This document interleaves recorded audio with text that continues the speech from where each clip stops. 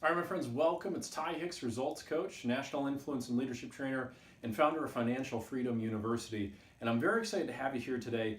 If you've been paying attention to some of the other videos that I've been putting out and sharing with you, I've been talking a little bit recently about how we can become masters of our circumstance in regards to money. And just to address this right up front, because a lot of people ask, Ty, why do you even talk about this? I mean, money's not everything. It's not what we need to be caring about.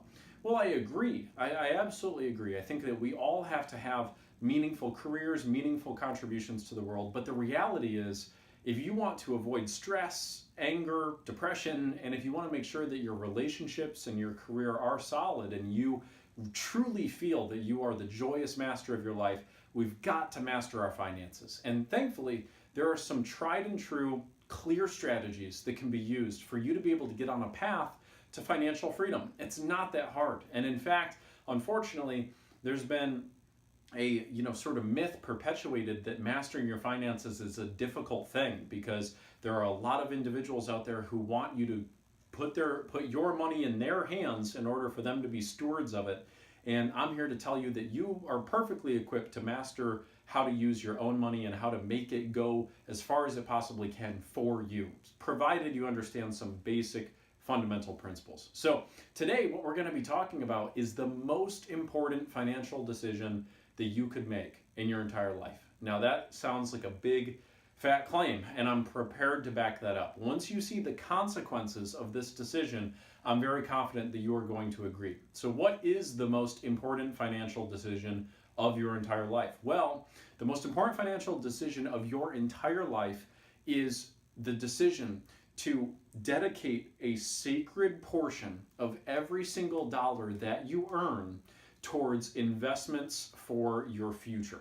Okay? I'll say that one more time. The most important financial decision that you could possibly make is your commitment to allocate a sacred percentage of every dollar that you make towards towards investments for your future. Okay? Now there's a whole lot more to be said about how much to invest, where to invest it, and so forth. But the important thing that I want to prompt you to do, to take action with today, is to resolve that you're going to dedicate a sacred percentage of every dollar you make to a special account that is not going to be touched. It's not even going to be touched in the case of emergencies. It is so sacred and holy that it cannot be touched by anything or anyone. And you are going to have that amount of money come out of your paycheck every single time automatically. So you don't even see it. You don't even have to think about diverting the money, so that you just have this piece of your money that you're using for your expenses, for fun, leisure, etc. But that sacred amount is automatically getting pulled out and going to work for you to plan for your financial future. Now, I want to show you exactly how consequential this decision is in the context of an imaginary individual, but these are real numbers. Now, what I wanted to share with you is a case study to demonstrate to you that financial freedom is possible for anyone if they take this fundamental, most important decision seriously, and if they act on it soon enough. Financial freedom, okay, the ability to sustain your lifestyle without working, is a reality, can be a reality, I should say, for anybody, regardless of their income, provided they make this most important decision. Okay, so let's look at a case study so I can demonstrate the proof in this. So let's take this example of Bill. So Bill makes $20,000 a year. Okay, now I don't know what your specific financial situation is, but $20,000 is not a very high paying job inside of the United States. Okay, this would be considered at this time, kind of lower middle class at this time. Okay, maybe a good starter job, etc. Not very high earning. Now, let's assume that Bill does not get a pay raise. He does not get a promotion. He does not get a pay raise in accordance with inflation. None of that, okay? Bill will make, in this case study, $20,000 a year for his entire life. Okay, now by most standards, that's not the typical path of most Americans. Most Americans are going to enjoy a decently higher level of income, at least at one part of their life, okay? So I wanted to pick an example that was extreme on the lower end of the socioeconomic status so that we can see that even Bill, who does not get a raise, who makes this amount of money for his entire life, could achieve financial freedom. So here's what Bill does. Bill invests 10% of every dollar he makes a year into a secret account that starts to go to work for him in investments. So that's $2,000 a year he invests. Now, assuming an 8% average return on investment, which is actually pretty standard when you look at the overall average return on investment for a multi-decade period of time in the American economy, 8% is pretty average. 7 to 9% is usually where you're looking at. So let's assume 8%. Now, 8% is what he makes on his money every year that he invests. And all of the money that he makes on the return is reinvested. Okay, so that's the important piece here. Bill will achieve financial freedom by age 57, meaning that he will no longer have to work to sustain his current lifestyle by age 57. Okay, now that's not necessarily a super young age, okay, but it is still significantly younger than you might have anticipated he would have to be to be able to quit working based off of this level of income. I mean, you would think he'd be working his entire life potentially, but that's not true. Bill would have the ability to stop working at age 57, and he would be able to subsist on his lifestyle just based off of the interest that his money would be making for him, and he could ride that out for the rest of his life.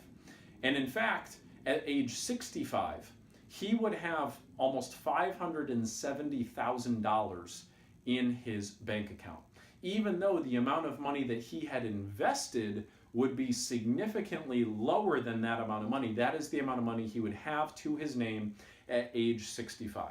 How would this be possible? How could it foreseeably be possible that this would happen? Well, this all comes down to the fact of compounding interest over time.